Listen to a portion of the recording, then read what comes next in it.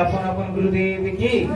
जय जय नित्य लीला प्रविष्ट विष्णु पाद अष्टोत्तर शतश्रीमद् श्रील भक्ति वेदांत स्वामी श्री प्रभुपाद की जय नित्य लीला प्रविष्ट विष्णु पाद अष्टोत्तर शतश्रीमद् श्रील भक्ति सिद्धांत जगत गुरु श्री प्रभुपाद की जय नित्य लीला विष्णु पाद अष्टोत्तर शतश्रीमद् सर्व सिद्ध श्री जगन्नाथ प्रभु महाराज की देव से कहो श्री कृष्ण चैतन्य प्रभु नित्यानंद श्री अद्वैत गदाधर श्रीवास आदि गौर भक्त वृंद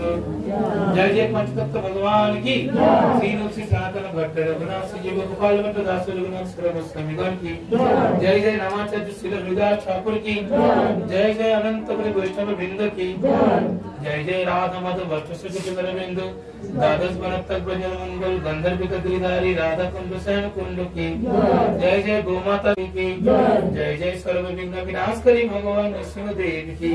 जय जय लीला पुरुषोत्तम क्षेत्र जगन्नाथपुरी धाम की जय जगन्नाथ बलदेव सुभद्रा महारानी की जय जय गंगा माई जमुना माई सरस्वती मैया की जय जय वृंदावन धाम नवद्वीप मायापुर धाम की जय जय समवेत भक्त वृंद की जय जय कार्तिक व्रत पालनकारी भक्त वृंद की